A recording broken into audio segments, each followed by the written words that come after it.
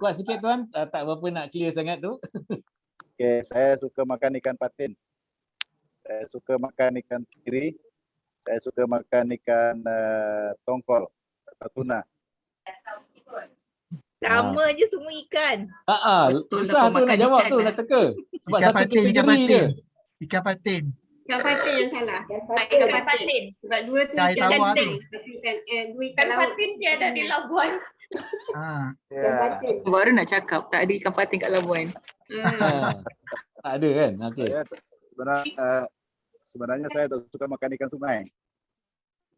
Enak. Dua Tak, lagi ikan tak laut suka kan? makan ikan sungai ya? Bau Okey, anjing. okey. Bau dia tu kan. Ada orang tak suka kan? Ada orang suka, ada orang tak suka. Okey. Saya Right, pun pas tak lagi. suka. Pas lagi tuan, dekat siapa pula? Tuan Haji Ahmed. Tuan Haji Azmi ke? Tuan Haji Azmi. Tuan Haji Azmi. Tuan, saya tadi tertinggal sebab tak boleh masuk daripada tadi. Saya nak tahu tips apa soalan dia tadi tu. Tuan Saya Azmi tertinggal cakap sebab saja. saya lambat tadi. Tuan Azmi cakap saja 3 perkara tentang Tuan Azmi.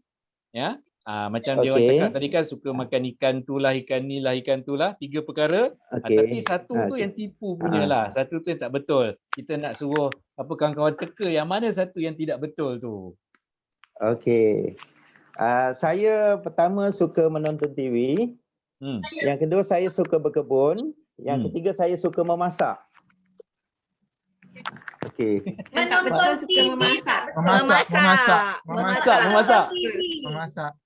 Menonton TV. Rasa macam memasak. Ada lagi yang nak berikan jawapan? Menonton TV. Menonton TV. Kadang-kadang ada orang tak suka menonton TV kan? Betul. Yang saya tak suka menonton TV. Tapi saya suka berkebun. Itu aktiviti saya dan memasak itu pun salah satu aktiviti saya lah. Okey. Dalam masyarakat ke untuk masjid, untuk ni memang saya suka memasak lah. Ni dekat mana ni kita boleh buat trip ni, boleh masak kita orang. Boleh. Segamat. Oh, segamat. Okey. Segamat je. Kita dulu saya pernah buat aktiviti ke Tasik Kenyir. Sepanjang berapa hari tu memang setiap sesi tu saya yang masak. Okey. Kita mungkin boleh buat aktiviti seperti itu kan? InsyaAllah. InsyaAllah. Nanti boleh buat program duduk atas boleh. macam atas boat ke kan, dekat Tasik ke kan, House malam-malam boat. Houseboat. Okey. Houseboat kan. InsyaAllah boleh. Boleh. Okey, boleh. Cik Azmi ada, Tuan Haji Azmi ada, boleh masak untuk kita sedap-sedap. Okey. InsyaAllah boleh. Okey, terima kasih. Alright. Okey, sama. Okey, right. Terima kasih tuan-tuan dan puan-puan ya. So yang yang untuk game ni ya, terima kasih atas anda punya penglibatan ya. So kita nak fun-fun saja kan ya, nak tahu kita punya rakan-rakan kita ni dengan lebih mendalam apa semua tu ya. Kita boleh mainlah game-game yang sebeginilah ya. Okey, right. So saya nak sambung balik ya, saya punya slide saya, tapi sebelum tu ingat lagi tak pagi tadi ya, kita buat recap sekejap lah ya. Kita buat recap sekejap. Minta unmute. Kita nak type daripada awal ke atau waktu dia tengah cakap tu je? Okay, alright. Sekolah saja. Yang awal-awal tadi tak payahlah. Kena unmute sekejap tuan-tuan. Okay, right.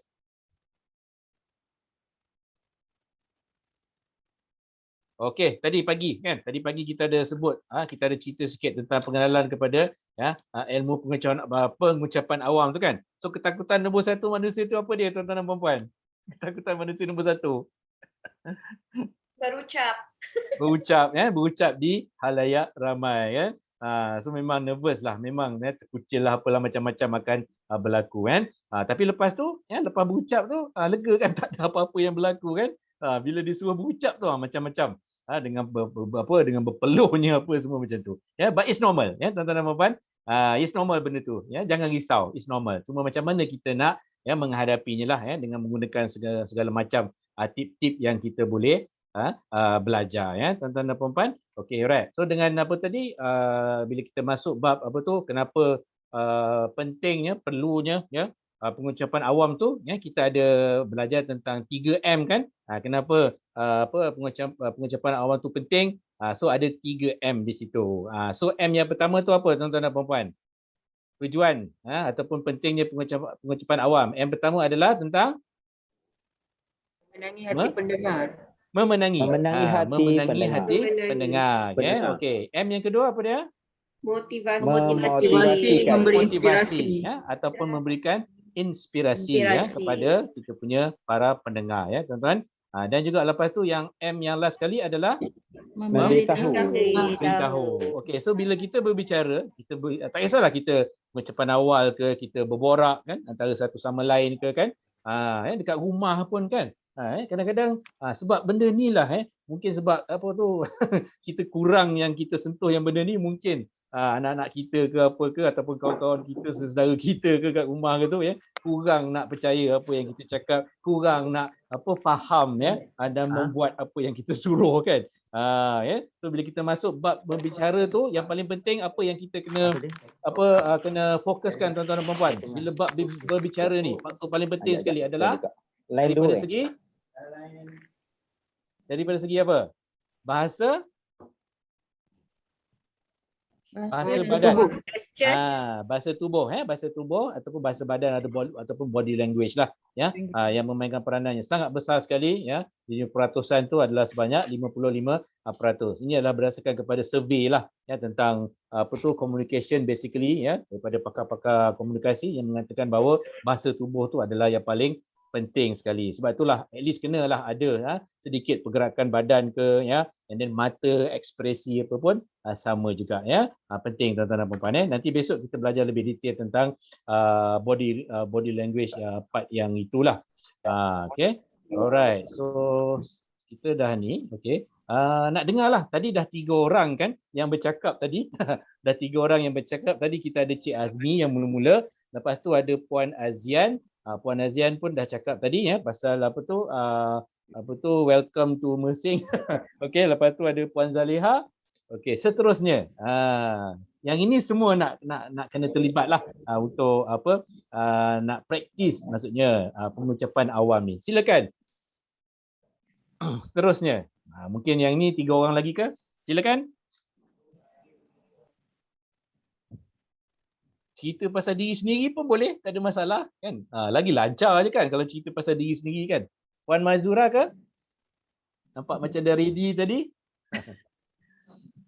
Boleh saya boleh cuba? Boleh, 3 minit Puan, 3 minit jangan lebih-lebih sangat. InsyaAllah. Okey, silakan. Okay, Assalamualaikum warahmatullahi wabarakatuh. Salam. Okay, saya seorang guru pendidikan khas. Saya dah bekerja, saya mula posting pada tahun 2009 di SMK Long Gafar. Selama 12 tahun di SMK Long Gafar, kemudian saya ke SMK Panji pada tahun 2021 pada bulan Jun. Kemudian saya ke PPD pada bulan September. Okey, saya pada zaman sekolah, saya seorang yang aktif bersukan. Saya sekolah di Sekolah Sukan Bukit Jalil. Saya first batch dari tahun 1995 bermula 1996. Okey. Saya pernah mewakili negara dalam sukan bola jaring dari tahun 1998 dan tahun akhir saya mewakili negara pada tahun 2000. Okey. Selepas itu saya mengalami kecederaan. Disebabkan itu saya berubah profession, sambung belajar dalam bidang sains sosial di UPM. Kemudian melanjut ke pelajaran dalam bidang pendidikan khas. Okey, itu sejarah saya punya sejarah latar belakang saya lah. Okey, sebab itulah saya tak boleh berjoging sebab saya ada masalah lutut. Okey. Sepanjang saya berada dalam bidang pendidikan khas ni, kanak-kanak OKU ni dia banyak mengajar kita erti kesabaran. Okay. Dan keistimewaan kanak-kanak ni, mereka ada tingkah laku yang berbeza di antara satu sama lain yang memerlukan kita untuk memberi perhatian kepada kelebihan dan kelemahan para pelajar dalam bidang pendidikan khas. Jadi bila kita faham kelemahan dengan kelebihan pelajar, dia membantu kita untuk membantu pelajar meningkatkan kemahiran yang diminati oleh pelajar. Jadi saya rasa bidang pendidikan khas ni sangat istimewa dan kita rasa dekat dengan pelajar OKU lah. Okey. Okey, tak cukup lagi ke 3 minit? Okey, penutup kesimpulan. Okey, kesimpulannya walaupun saya berasal daripada seorang pelajar yang aktif sukan, tapi bidang pendidikan khas ni memberi saya peluang untuk mengenali dunia istimewa, kanak-kanak istimewa, supaya kita lebih concern tentang masyarakat yang istimewa ni lah. Itu je. Terima kasih. Okey, terima kasih tepukan kepada Puan Maizura. Okey, Puan Maizura nak tanya, biasa jadi MC ke atau berucap ke apa ke Puan Maizura? Masa di sekolah saya MC. Sekarang ada lagi? Di PPD belum lagi. Belum lagi. Baru Because you ada suara yang sangat sedap. Terima kasih. Kan? Ada suara yang sedap tu. Kalau jadi MC tu sedap suara dia tu. Kalau MC di sekolah tu ialah tetap berpencin. Okey, terima kasih. Alright, any comment tentang Puan Maizura? Cara dia bercakap apa semua tu di sekolah Puan Maizura di pendidikan khas kan, memang banyak cabarannya di situ kan, tapi mengajar kita untuk bersabar apa semua kan, which is very good lah di situ Okey, ada apa-apa nak komen tak tentang cara Puan Maizura bercakap tadi? Saya. Ya, siapa tu? Suryani. Ya, Suryani, silakan. Dewi remaja kita. Saya rasa suara dia yang sedap dan tu kan menyebabkan apa je dia cakap pun kita rasa dengar gitu macam tu. Dengar gitu kan. Macam apa masuk je kan dalam badan kita kan dia apa yang dia cakap kan. segala yang minor-minor. Okay. Good observation dapat observation yang bagus daripada Suryani tadi. Okey, apa lagi? Ada siapa lagi nak komen ke? Saya pun rasa tadi sebab dia bercakap dengan lemah lembut dan tenang. Betul, tenang, keluar sekejap-sekejap, sebutir-sebutir kan? Jadi bila kita dengar apa, kita dapat tangkap apa yang satu-satu dia nak cakap tu, maklumat tu sampai. Lepas tu lemah lembut dia tu menenangkan kita, jadi macam macam tu, tak sampai hati tak dengar. Lepas tu lagi satu, dia macam very well knowledge dengan apa yang dia nak sampaikan. Betul. Very good voice lah, basically very good voice lah, sebab tu kita rasa macam tenang apa semua tu kan. Okay, alright, maybe saya tak tahu mungkin sebab online ke apa kan, kekangan online ke, macam ada macam ke kanan sikit, ke kiri sikit, ke kanan sikit kan. Tu je lah, benda tu je lah yang perlu diperbaiki lah. Kalau ada katakanlah bercakap dengan secara formal ke apa ke, kalau boleh itu langkah kita kurangkan yang situ lah. Okay, alright, the rest is okay. Okay, suara yang very good, good voice kat situ, very pleasant voice. Okay, Maizura, you pass kepada ni orang yang next selepas you pula untuk bercakap. Cik Azmi dah, Puan Azian dah, Zaliha dah. Okay, next. Siapa dia? Pilih je lah. Saya pilih ada yang dah lambai-lambai tu. Puan Hamidah. Okay. Dia duduk sebelah-sebelah kan. Okay. Silakan Puan Hamidah.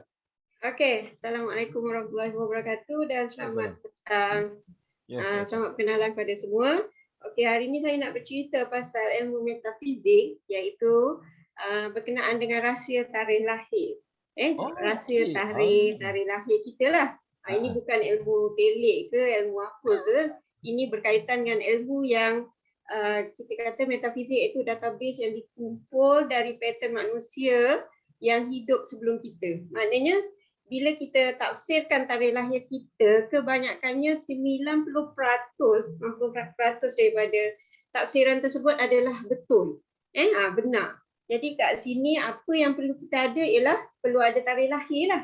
Jadi orang yang tak ada tarikh lahir tak bolehlah nak buat benda ni. Jadi kita ada asas matematik. Jadi semua orang ada tahulah hasil tambah, hasil tolak kan. Jadi itu je lah yang perlu kita ada untuk mengetahui apakah rahsia tarikh lahir kita. Jadi contohnya di sini saya bagi tarikh lahir saya 23 hari bulan 9 tahun 1972. Jadi dekat sini bila ditambah tolak darab bahagi, saya akan dapat nombor bertuah saya iaitu nombor 6. Jadi kita ada nombor 1 sampai nombor 9. Jadi setiap nombor ada tafsiran dia sendiri. Jadi siapa yang nak tahu apakah nombor nombor bertuah anda, bolehlah PM saya, okey? Okey, jadi kalau kat sini nombor 1 besi. Nombor 1 besi, orang besi dia sangat kuat. Dia sangat kuat. Dia sendiri, dia tak perlukan orang lain, dia bersendiri. Nombor 2 ialah nombor air. Dia punya air ni orangnya kuat bersuara. Jadi kalau bercakap semua orang nak dengar. Dia nak dengar apa, dia nak cakap apa yang seterusnya. Yang ketiga api. Bila api dia agresif. Dia agresif. Kalau nombor 3 ni orang yang dia, kalau kita tengok dia sangat agresif. Nombor 4 ialah orang yang kayu. Kayu kita tengok dia macam suka ikut kata orang. Macam kayu, macam berbaris. Macam itulah. Dan nombor 5 ialah nombor tanah. Iaitu dia peluang. Orang nombor 5 ni dia pantang nampak peluang. Kalau dia nampak peluang dia mesti grab. Nombor 6 ialah nombor saya. Saya paling suka iaitu nombor keuangan. Siapa tak suka duit kan? Jadi saya memang suka duit. Jadi dia adalah getaran duit. Dan nombor 7 ialah nombor air. Iaitu nombor pengikat. Kalau kita tengok air ni dia pengikut, bukan pengikat, pengikut. Kalau air dia suka ikut arus kan. Jadi orang air ni bagus kalau kita tarik dia nak jadi macam kita, nak jadi baik ke apa ke, dia cepat ikut. Okey. Nombor 8 ialah nombor api. Nombor api macam tadilah, dia seorang yang bertanggungjawab dan juga dia sangat tekanan dia ataupun cabaran hidup dia sangat besar. Dan nombor 9 ialah nombor yang sangat bertuah lah, nombor 9. Kalau kita tengok orang nombor 999 kita suka nombor 9 tu tapi kalau dia lebih kurang nombor 1 lah, nombor 9 dan paling kalau kita tengok orang Cina dia suka nombor 8 nombor 8, tapi sebenarnya nombor semua bertuah, semua pada saya nombor tu bertuah, dia ada tafsiran dia sendiri dan dia ada aura warna dia sendiri. Jadi kalau nak tahu pasal warna pula, ikuti saya punya penerangan di episod seterusnya. Terima kasih. Okey, terima kasih tepukan. Alright, kepada Puan Hamidah. Sangat menarik sekali. So kita ada mahaguru tarikh lahir dekat sini. So boleh tanya lepas ni So janji ada tarikh lahir. Boleh, siapa nak tanya boleh. Boleh, nanti saya letak dekat WhatsApp group nanti, tapi reply PM personally lah. PM tepi. Boleh. Okey, macam-macam kan, macam-macam kita ada kan, kita ada dekat kursus ni kan, ada yang atlet bola jaring tadi tu kan. So sekarang kita ada pakar dalam tarikh lahir. So boleh buat kursus tau untuk tarikh lahir ni. Boleh market your program ni nantilah. Okay, lepas bersara ke apa sebagai contohnya lah. So komen tentang Puan Hamidah. Komen saya satu je Puan Hamidah ni dia ceria, nampak dia senyum apa semua tu kan, which is very orang cakap sedap lah mata memandang kan. Dia senyum, dia suka senyum kat situ. Mood yang ceria apa semua. Yang lain ada tak komen tentang Puan Maizurah? Dia pandai invite orang untuk sorry Puan Hamidah. Dia pandai invite orang untuk dengar konten dia. Dia pandai menjual. Pandai menjual kan? Ini kalau betul sangat Puazian, betul sangat. Workshop ke apa ni, kalau jual tudung ke apa ni laku cepat ni, laku keras ni. Nanti kontak saya kalau nak apa-apa. Dia bagi element of nak orang want to know more kan, nak tahu lebih kan. Kan contact dia lepas ni apa semua kan. See you in the next program apa semua tu ada elemen dekat situ which is very very good. Okay. Right. Ada apa lagi? Nak tambah ke? Komen lagi. Saya perlukan komen untuk perbaiki diri.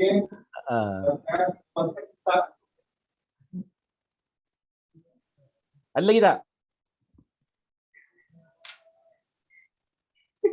Mungkin tu mungkin kurangkan sikit lah kalau boleh lah. Mungkin yang itu kita tak boleh nak kurang hapuskan secara total, tapi mungkin kita boleh kurangkan sikit. Tapi biasa benda tu macam normal bila kita macam disuruh bercakap spontan kan, macam kita kurang idea apa semua tu, kita tengah mencari idea lain tu kan, sebab tu kita keluar kan, lepas tu mata kita tengok atas kan.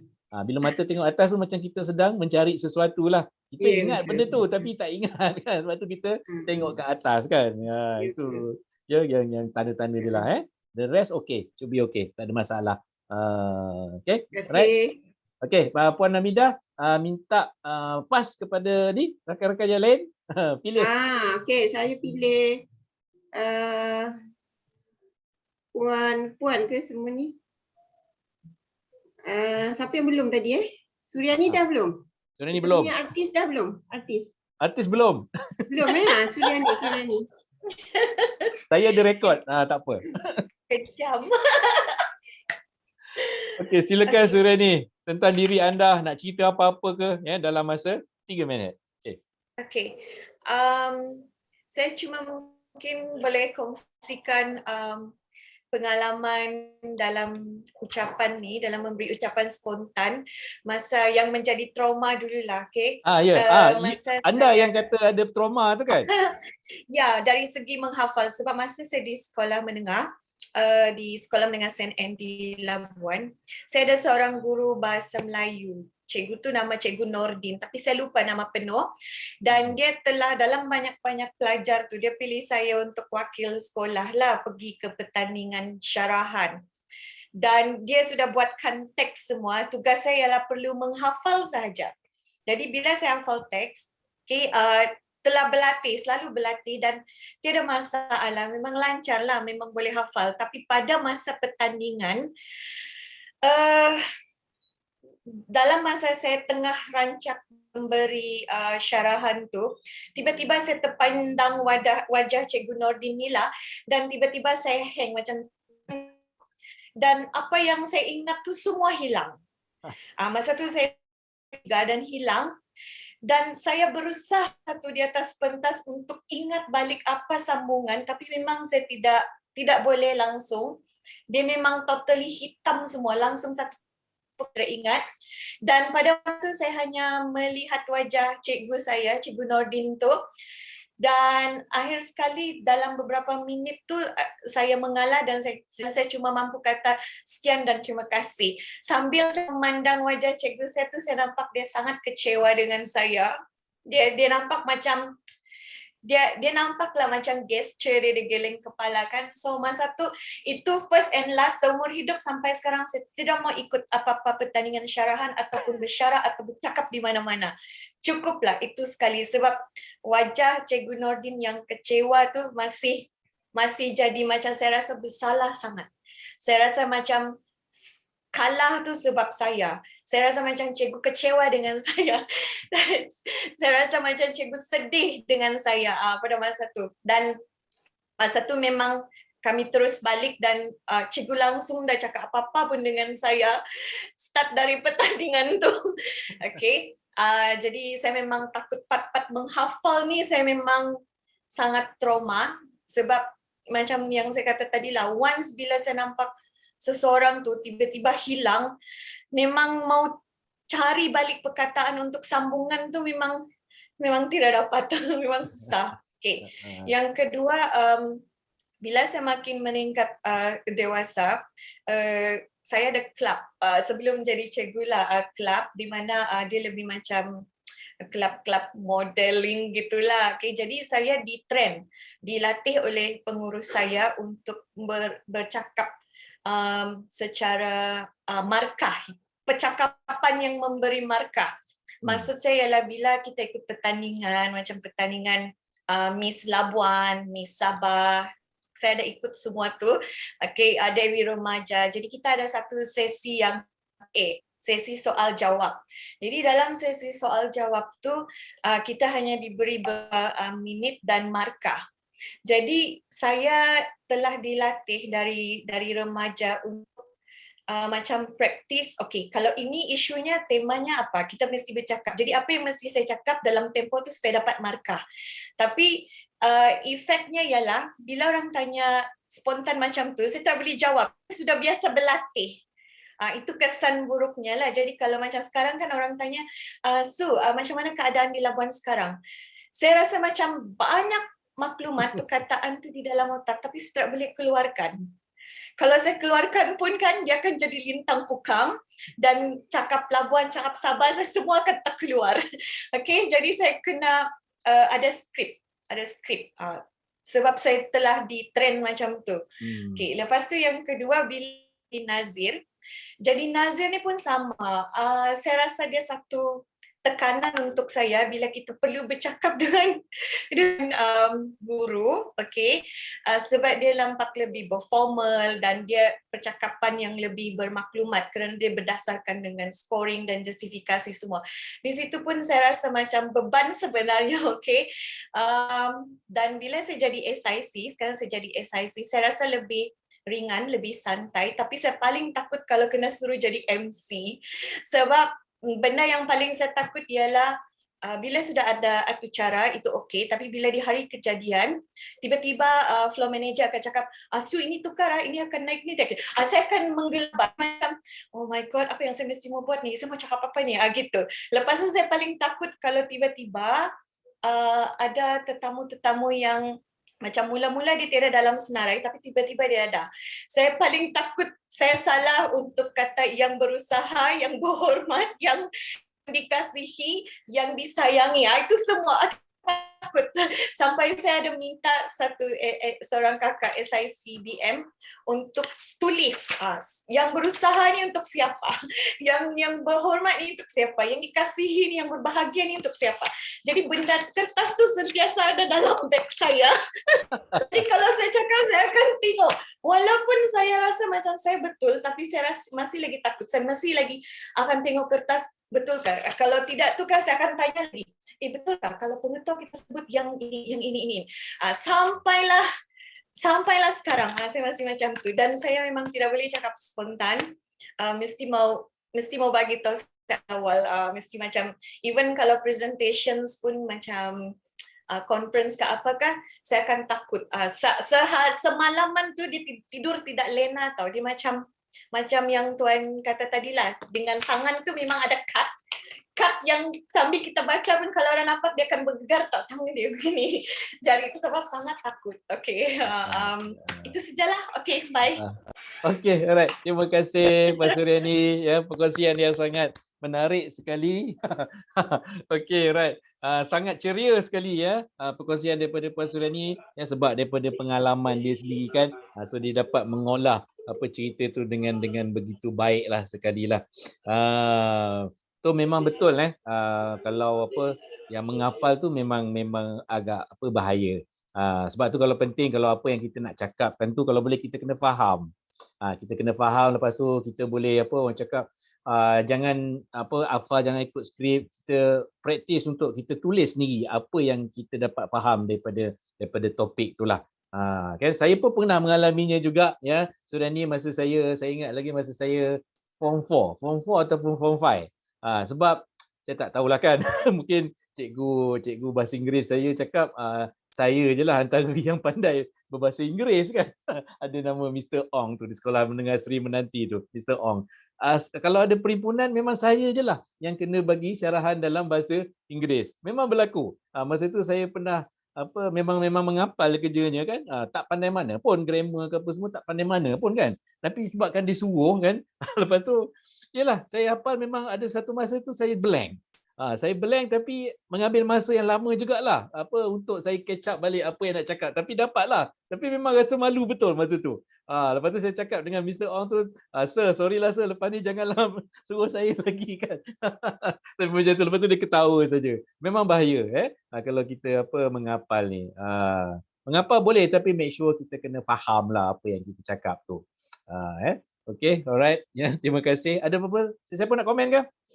Mezura ke nak komen ke? Azian ke nak komen ke? Dia dah sudah ni pula yang ngeling kepala. Tadi kita tengok kawan kita tadi memang betul kata Tuan tadi, memang bila personality dia ceria, kita yang mendengar pun ceria. Lepas tu sebab dia bercerita tentang sesuatu pengalaman yang orang kata pengalaman pahit lah kan. Jadi kita pun macam nak empati tu kita ada membawa perasaan empati tu kita terasa. Cakap Rasa. ya macam tu kan. Betul. Jadi sebenarnya beliau memang pandai bercakap sebenarnya. Dan Pandai bercakap mesti tak berhenti punya kan. Dan juga dengan personality dia macam tu, jadi macam kita tertarik nak mendengar macam tu. Okey, terima kasih Puan Azian atas anda punya pandangannya. Kadang-kadang dia cakap je, saya tak pandai cakap lah apa kan, tapi bila bagi mikrofon tak berhenti pula nanti kan. Itu yang selalunya berlaku kan. Okey, next. Siapa ni tadi? Kita dah ada Mbak Zura. Sirani boleh pass tak seorang lagi last untuk ni yang sesi lepas lunch ni? Sirani pass kepada seorang. Okay, sebab nama ni selalu appear di screen, saya ingin kenali Pun Kuzali apa ni? Kuzali Palaniandi. Pala. Palaniandi. Ada ke?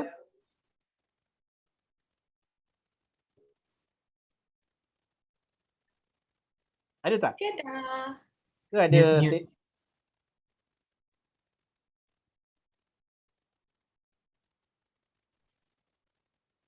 Okey, kalau tidak saya boleh tukar. Boleh tukar. Nur Shasha Zura. Nur Shasha Zura. Pun tak pernah nampak muka dia ni lagi ni rasanya. Tak tahulah kalau saya miss out tadi. Ada ke Shasha? Saya suka nama Shasha. Shasha. Alah, tiada juga. Tiada juga. Sharifah. Puan Sharifah. Puan Sharifah, silakan Puan Sharifah. Tadi ada Puan Sharifah. Ada. Ada. Bismillahirrahmanirrahim. Okey Puan Sharifah. Sebenarnya saya dengar sambil terpaksa siapkan slide untuk pembentangan. Okey. Boleh saya tahu tajuk apa tadi tu? Cerita tentang apa? Tentang diri sendiri ke, ya, nak cerita pengalaman ke, ataupun nak cerita satu topik ke, ataupun apa yang Puan Sharifah tengah nak buat ni, pembentangan kan, mungkin boleh cerita sikit. Biasanya kita nak tengoklah sikit macam apa, macam mana teknik you bercakap apa semua tu lah, so kita boleh bagi komen apa semualah untuk penambahbaikan. Itu je. Silakan. Okey. Sebetulnya saya untuk tajuk pengucapan awam ni, saya rasa saya perlu sejak daripada saya berada di Universiti Malaya. Masa tu ada ditawarkan kursus elektif pengucapan awam kan. Okay. Tapi saya tak boleh nak ambil. Tetapi sampai saya masuk kerja, saya rasa saya perlu kursus pengucapan awam ni. Dan takdirnya hari ini saya diminta untuk hadir kursus pengucapan awam ni. Memang saya rasa saya sangat perlu, terutama saya baru masuk dalam DPN ni dan saya terpaksa untuk saya pegang pos untuk pembangunan yang mana perlukan pembentangan untuk saya meyakinkan orang tentang apa nak bina bangunan kan.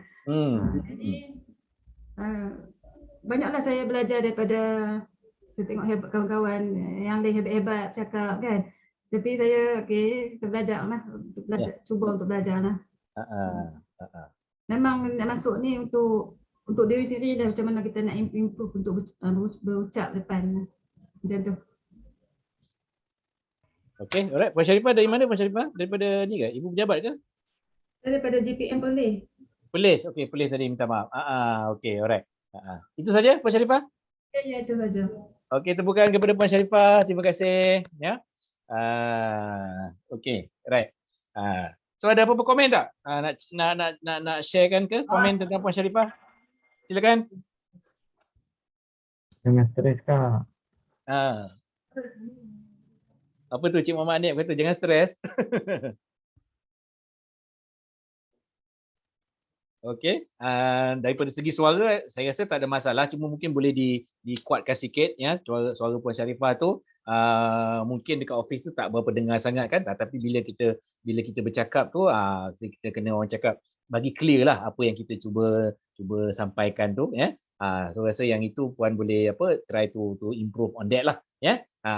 So yang saya lain tu tak ada masalah lah mungkin kita duduk kan, kebanyakan kita duduk sekarang. So bila duduk ni kuranglah kita untuk tunjukkan kita punya untuk body language apa semua, tangan kan. Tapi bila kita katakan berdiri apa semua tu ya, so kita kenalah ada sikit pergerakan tangan ke ataupun ekspresi muka ke.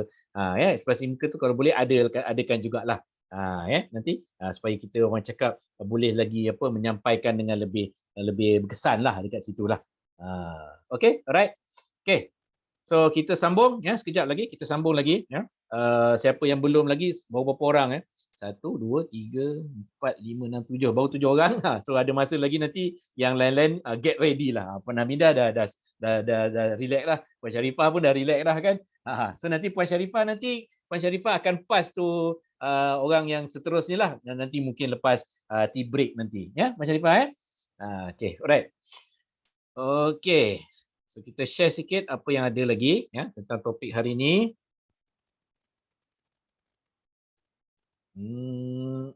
Okay, alright. Puan Sharifah nampak saya punya slide mengatasi darah gemuruh dan penongkat ucapan, nampak nampak okay, alright. Okay, tuan-tuan dan puan-puan. So antara topik yang penting juga mengatasi darah gemuruh, nervous lah nervous, biasanya nervous gemuruh, gelisah lepas tu kita masuk sikit tentang penongkat ucapan ataupun filler word ni tuan-tuan dan puan-puan. Okay, alright. So kalau katakan darah gemuruh ni, apa tanda-tanda darah gemuruh tuan-tuan dan puan-puan? Sebelum kita go through darah gemuruh apa semua tu kan, dia punya tip tu. Apa tanda-tanda darah gemuruh? Jari sejuk. Jari sejuk, tiba-tiba jadi sejuk, tak pernah sejuk jadi Sakit sejuk perut. kan. Terima kasih. Sakit Sakit perut. Tuan-tuan dan puan-puan, sakit perut ni memang saya punya salah satu tanda-tanda saya gemuruh. Pagi tadi pun adalah juga sakit perut sikit. Memang pada saya memang biasa tuan-tuan dan puan-puan. Memang benda tu saya anggap benda tu normal lah. Tapi just make sure lah kita buang semua sekali lah lepas tu lah kalau betul-betul nak buang kan.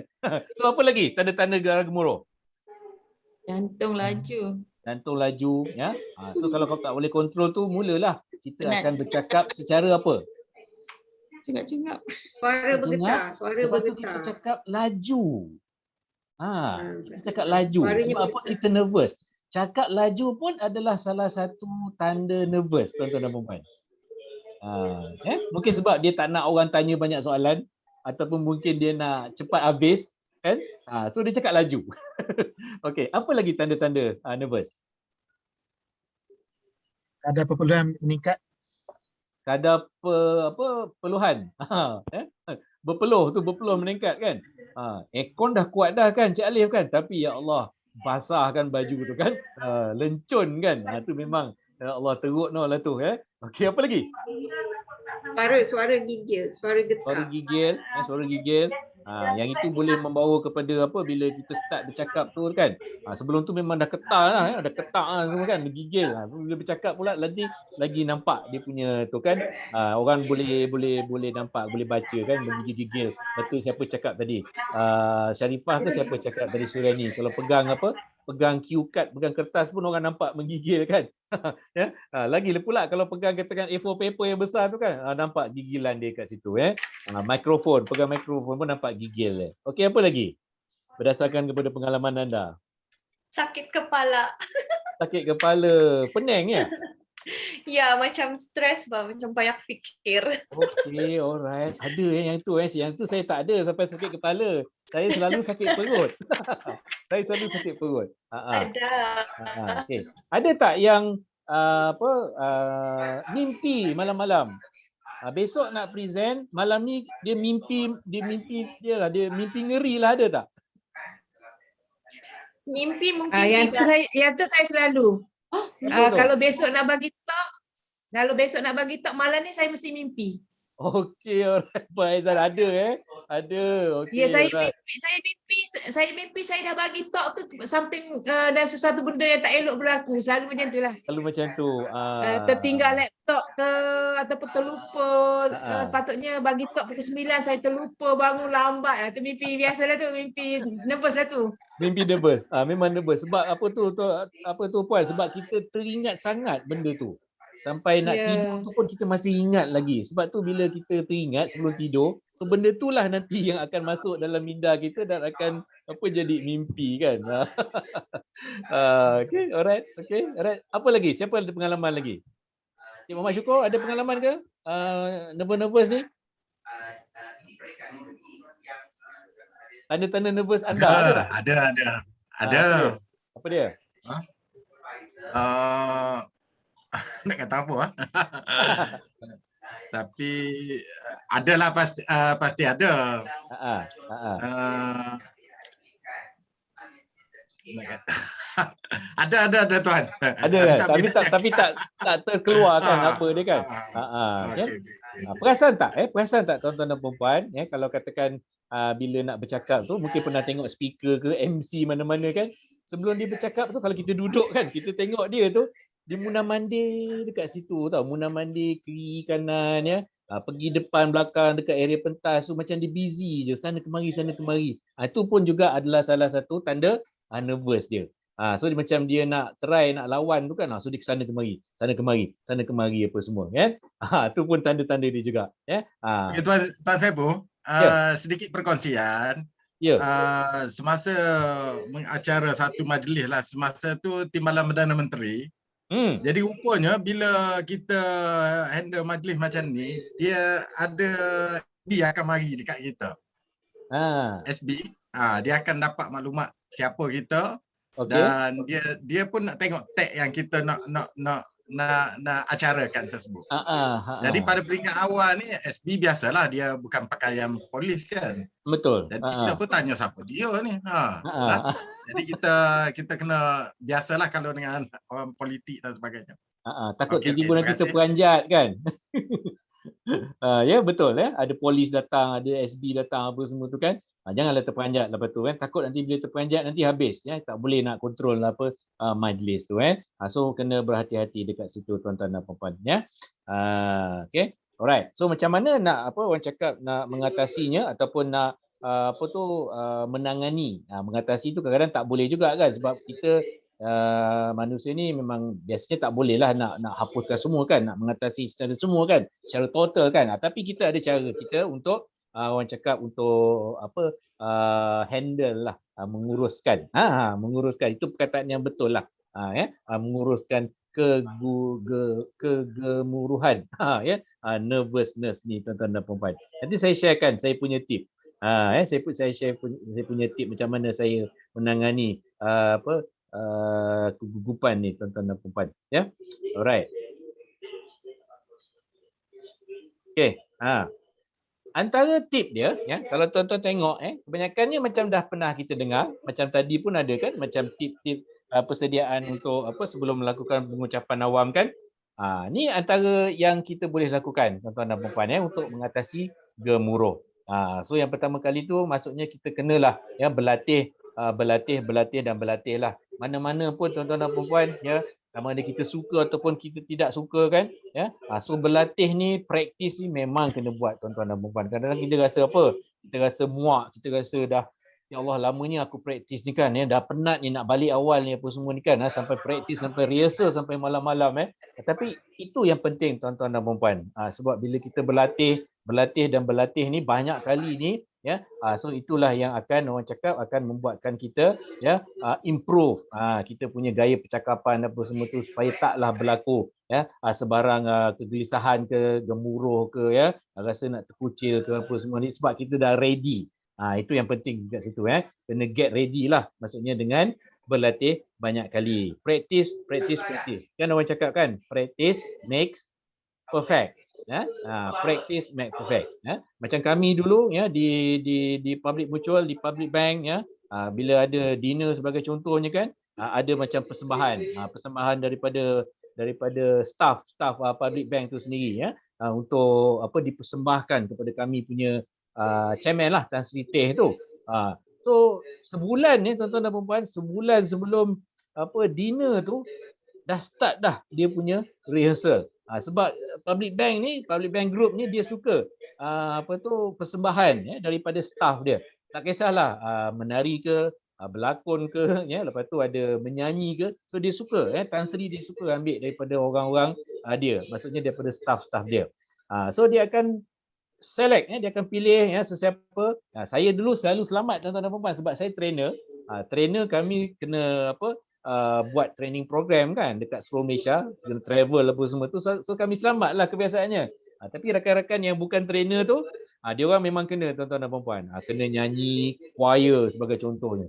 Sebulan tuan-tuan dan puan-puan, dia orang dah get ready. Tiap-tiap hari lepas lunch dia orang dah hilang. Dia orang pergi mana?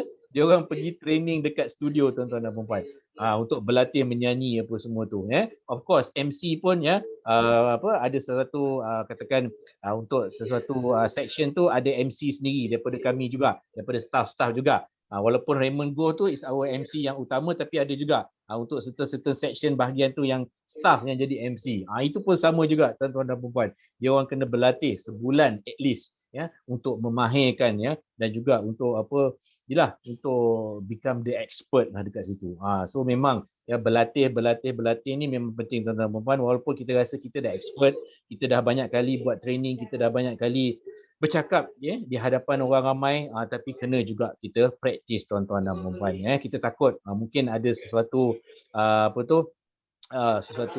macam tip-tip yang kita takut lupa apa semua kan. Sebab tu pentingnya untuk kita sentiasa praktis dan praktis. Sama juga ahli sukan apa semua kan, dia orang kerjanya praktis saja tiap-tiap hari kan. Tapi bila dia betul-betul lawan game tu sebagai contohnya, so dia orang akan dapat secara automatik apa yang dia orang belajar, dia praktis tu semua keluar terus dekat situ tuan-tuan dan puan-puan. So biarkan kita berlatih banyak kali, biarkan kita praktis banyak kali dengan satu tujuan, dengan satu objektif untuk kita berjaya tuan-tuan dan puan-puan. Rasa kalau dah macam muak ke apa, jangan stop. Buat lagi tuan-tuan dan puan-puan. Especially kalau kita rasa kita memang kurang daripada segi sesuatu aspek tu. So banyakkan berlatih So yang kedua tu tuan-tuan dan puan-puan mengatasi gemuruh, macam tadi kita dah cakap kan, buat imaginasi yang the best imagination kita kena berfikiran positif tuan-tuan dan puan-puan. So masukkan dalam fikiran kita yang kita boleh mengendalikan majlis tu dengan lancar. So maksudnya kita kena yakinlah tuan-tuan dan puan-puan dengan diri kita yang kita boleh melakukannya tuan-tuan dan puan-puan. Ini yang penting. So kita tak nak tuan-tuan dan puan-puan kan, kalau macam katakan kita especially first time disuruh untuk bercakap kan, bila takut tu dah sampai kita akan terus masuk dalam minda kita tu akan terasa macam ya Allah mesti gagal punya, mesti aku buat tak bestnya nanti, besok ni ya Allah siapa nak dengar aku bercakap ni kan. So yang itu minda-minda ataupun getaran-getaran, lintasan-lintasan negatif semua dah masuk dulu. Which is itu yang kita tak mau tuan-tuan dan puan-puan. Kita kena keep cool, kita kena relax Kita bayangkan yang kita berjaya membuat pembentangan ataupun berjaya membuat persembahan dengan jayanya nanti tuan-tuan dan puan-puan Itu yang kita mahukanlah, sentiasa berfikiran positif di situ. Anggap yang kita boleh berjaya tuan-tuan dan puan-puan. Biasa kan kalau macam kita tak tahu sesuatu benda tu kita akan rasa takut kan, nervous apa semua. So kita kena elakkan.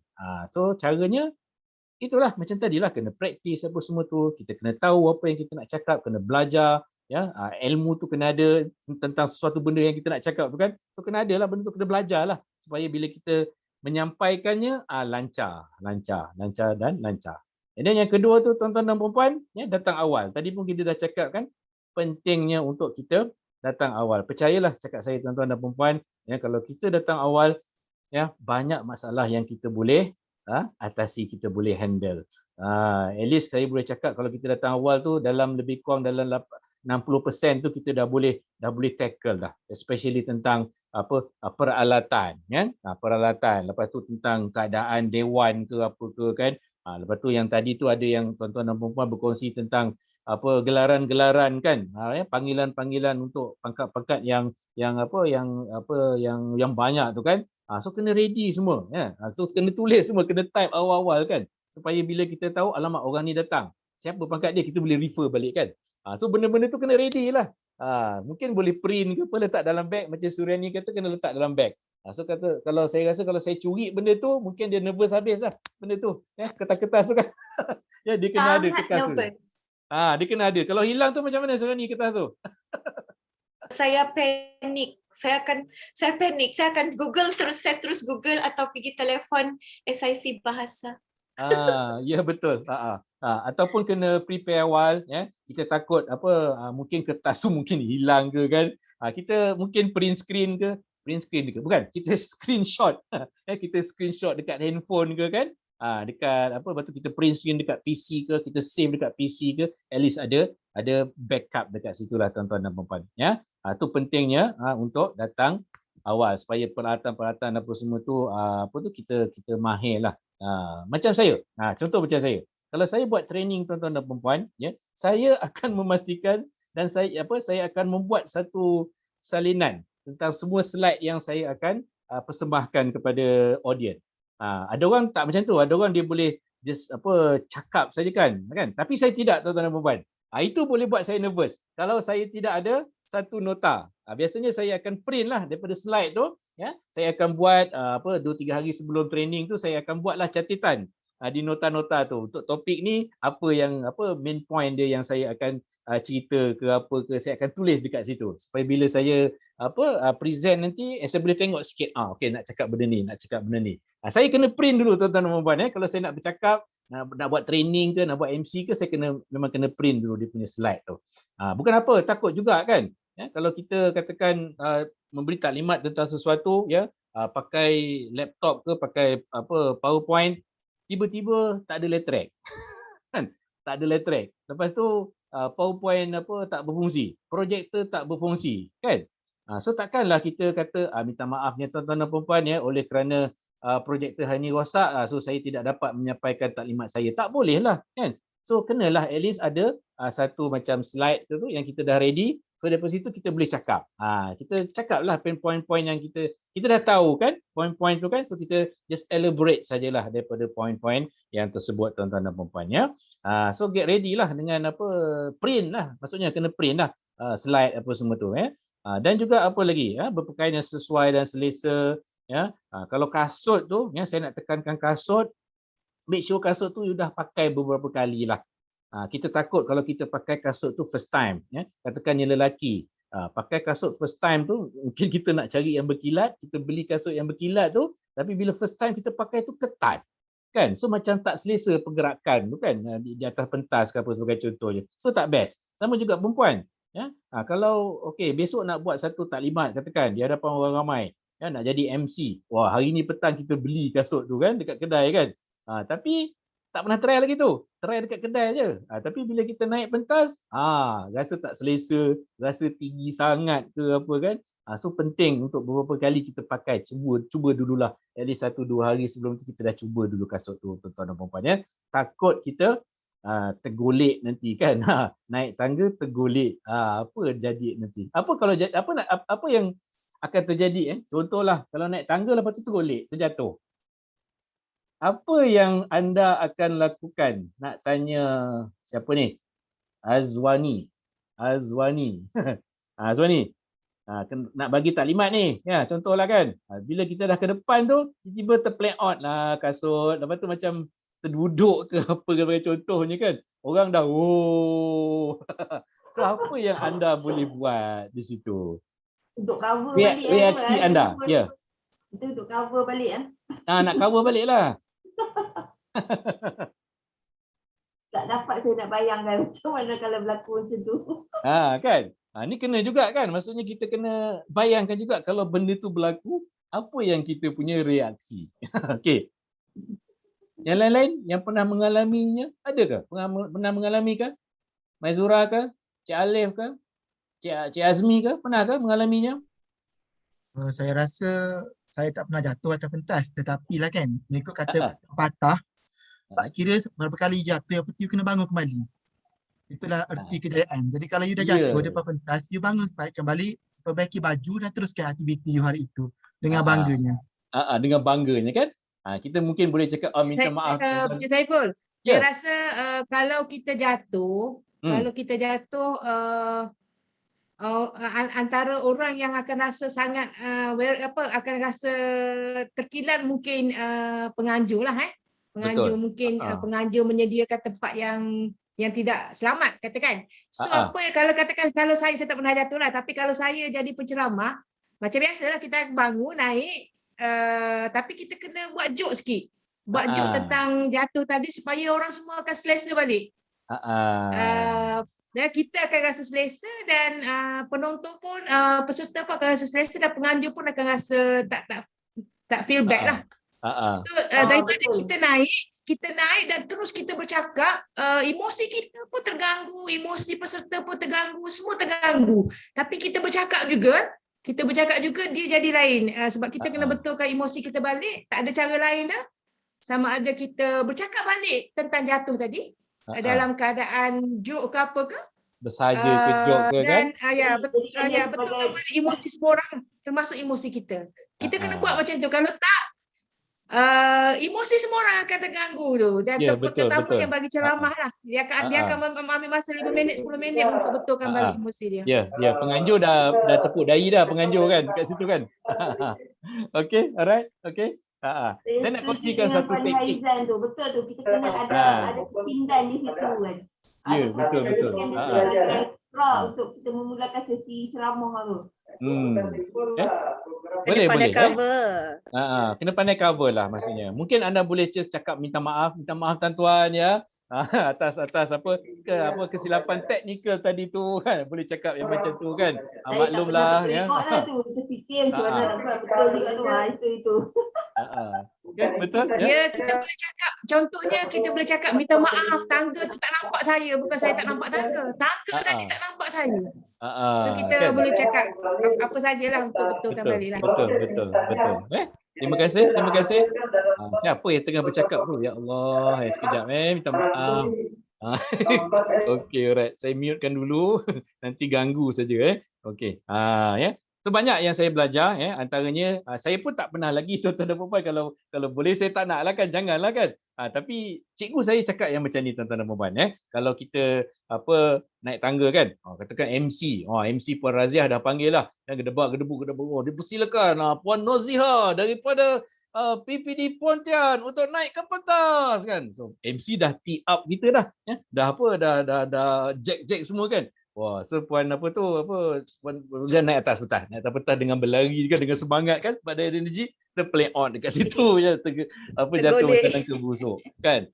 So memanglah sakit kan kalau terjatuh, memang sakit kan. Tapi apa yang cikgu saya cakap kalau macam tu you bangun, you pandang audience, cakap, tuan-tuan dan puan-puan, andai kata ibu dan bapa saya ada pada hari ini, mereka akan rasa sangat berbangga sebab saya jatuh di hadapan anda semua yang berjaya di bilik ini, di dewan ini. Beri tepukan kepada anda tuan-tuan dan puan-puan. Macam tu. Boleh buat macam tu kan?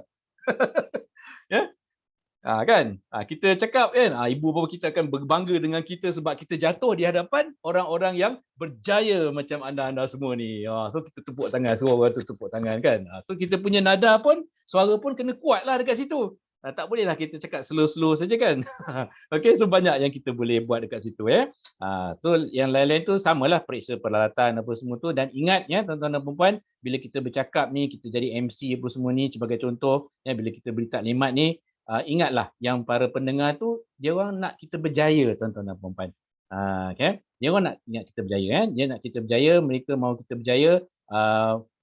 Cikgu saya juga telah mengatakan kepada saya salah satu pantang saya harap tuan-tuan boleh ambil iktibar yang ini. Pantangnya, katakanlah Puan Raziah pertama kali bercerita tentang sesuatu topik ke ataupun bercerita tentang sesuatu taklimat kan, benda yang baru Puan Raziah, ataupun katakan Azwani mungkin baru join department tu, baru join unit tu kan. Bila bercakap sesuatu, jangan rendahkan diri anda tuan-tuan dan puan-puan. Noziha semua Yohana semua, jangan rendahkan diri anda. Contoh, Assalamualaikum warahmatullahi wabarakatuh. Minta maaf tuan-tuan dan puan-puan, saya Azwani, saya baru saja ditukarkan kepada jabatan ini dan saya pun tidak berapa mahir tentang topik ini sebab saya baru saja dapat kerja baru fresh grade apa semua kan. Jangan cerita pasal anda punya kurang ilmu ke apa tu, jangan cerita. Jangan minta maaf awal-awal tuan-tuan dan puan-puan. Sebab apa, kalau kita dah cakap yang macam tu, automatic audience akan down kan terus. Dia punya expectation apa semua, lah dia ni apalah, baik aku balik je kan. Setakat nak minta maaf, setakat nak kata aku budak baru belajar apa semua, baik tak payah kan. So jangan cakap yang macam tu tuan-tuan dan puan-puan. Jangan merendahkan diri kita. We just do our best. Okay, kita cakap ramai-ramai. We do our best. 1, 2, 3. We do our best. Buat saja. Buat saja. Yakin boleh. Yakin boleh. Okey, alright. Terima kasih tuan-tuan dan puan-puan. Kalau ada apa-apa nak tanya boleh tanya. Kalau tak kita berhenti sekejap untuk tea break. Tea break petang lama sikit kan Tok Mulu. Lebih kurang setengah jam ya. So kita masuk balik pukul berapa Tuan Pengulu? Pukul 4. Pukul 4 pukul 4 Pukul 4 kita masuk balik. Nanti saya bagikan saya punya nombor telefon sebab saya kena masuk dalam grup WhatsApp grup tu juga. Boleh nanti kita create WhatsApp group lah. Tuan Muhammad Syukur Okey. Mantap. WhatsApp group dah ada dah. Dah ada dah. Okey. Dah ada. Oh dah ada. Okey, terima kasih banyak. Tinggal masukkan nombor saya dah. Okey, sekejap. Saya tulislah dekat situ. Saya tulis kat situ. Saya punya nombor. Okey, 016